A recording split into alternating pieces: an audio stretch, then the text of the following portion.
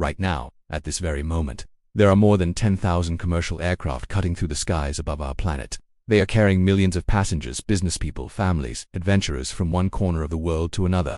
In the United States alone, over 5,000 of those planes are in the air simultaneously. It is one of the greatest feats of modern logistics the world has ever seen. But here is the part that might genuinely surprise you. More than half of all those planes, those gleaming high-tech machines soaring at 35,000 feet, do not actually belong to the airlines flying them, not a single one. So if the airlines do not own the planes, who does, and why does it work this way?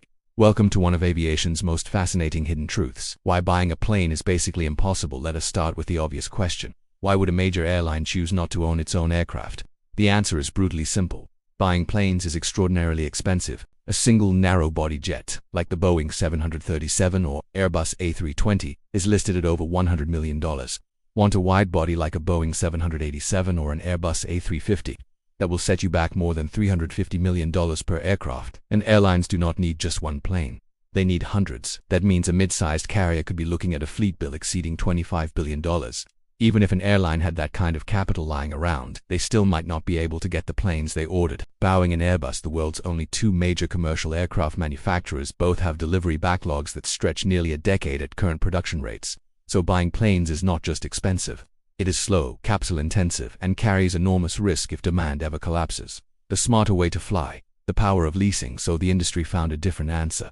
Instead of purchasing aircraft outright, airlines lease them.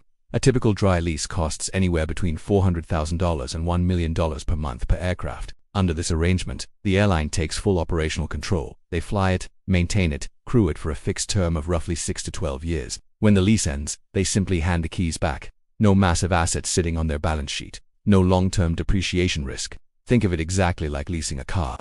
You pay a manageable monthly amount, you drive it while it is new and efficient, and when the contract ends you get something newer and better. Airlines figured out the exact same logic, just applied to $100 million flying machines. If demand drops, routes change, or a more fuel-efficient aircraft comes along, a lease fleet gives an airline the flexibility that outright ownership never could. It is financial strategy as much as it is aviation. Indigo, the airline that built an empire by renting no airline, illustrates the power of leasing better than Indigo. Founded in India in 2006 with 0 planes and 0 passengers, Indigo made a bold strategic decision from the very beginning. They would lease almost everything. Their model was elegant and disciplined. They signed 6 to 7 year dry leases on Airbus A320s, flew them while the jets were brand new and fuel efficient, and returned them before the expensive heavy maintenance checks came due. This approach kept their cost structure lean and their fleet perpetually modern. Their growth was staggering. They ordered 100 aircraft as a startup, then 180 more, then 250 more, then a breathtaking 500 more. Today, Indigo operates over 400 aircraft with nearly 1,000 on order, all from a single aircraft family, the Airbus A320 series. That standardization means their pilots, mechanics, and entire operation is optimized for one machine type, saving millions in training and maintenance costs. The result, Indigo now serves over 118 million passengers per year, surpassing JetBlue, Air France, and nearly matching Southwest Airlines, all in under 20 years. Almost entirely by renting the invisible landlords who actually owns the skies. So if airlines are renting, who are the landlords? The aircraft leasing industry traces its origins back to 1973, when 3 entrepreneurs founded a company called ILFC and began leasing jets to carriers like Aeromexico. It was a niche business at first. The US government tightly controlled airline routes and fares, leaving little room for creative financing. Then came deregulation in 1978. Controls vanished, competition exploded, and airlines suddenly needed a faster, cheaper way to build and renew their fleets. Today, the companies that emerged from that era are colossal. AerCap, the world's largest aircraft lessor, owns around 1,500 commercial aircraft outright. When you include managed and ordered assets, their portfolio covers over 3,500 planes, engines, and helicopters, a larger fleet than any airline on Earth. Not Delta, not United, not Emirates. Then there is Avolon, with over 1,000 aircraft serving more than 140 airlines, SMBC, Aviation Capital, Carlyle Aviation Partners. These companies are completely invisible to the flying public, yet they control hundreds of billions of dollars in aviation assets. Why Island rules the aviation world here is perhaps the most surprising fact in this entire story. 14 of the world's 15 largest aircraft lessors have their major operations in one small country, Ireland. Around half of all leased commercial aircraft on the planet are managed out of a nation with a population of just 5 million people. How did that happen? The answer comes down to 3 powerful advantages that Ireland deliberately engineered to attract the industry. First, taxes. Ireland's corporate tax rate has historically been among the lowest in the developed world.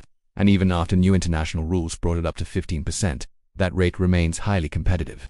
Second, Ireland standardized aircraft accounting, the same depreciation rules and reporting standards for everyone, eliminating the regulatory maze found elsewhere.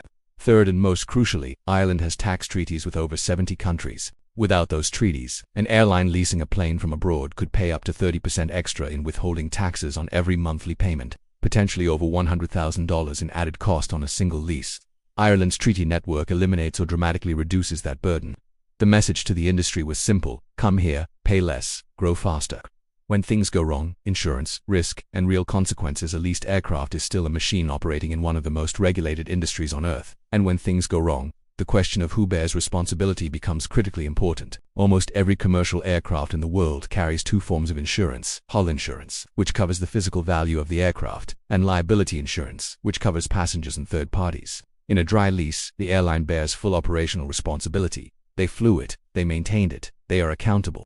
The tragic case of Malaysia Airlines flight MH370 illustrates the human complexity behind these arrangements. When the plane vanished in 2014, insurers advanced around $100 million in hull and liability claims relatively quickly. Families of those aboard were offered $50,000 each in interim payments, amounts many rejected, choosing instead to pursue legal action. It was not until 2025, 11 years later, that a Beijing court ordered Malaysia Airlines to pay approximately $400,000 per family. The plane's insurance settled promptly. The families waited over a decade.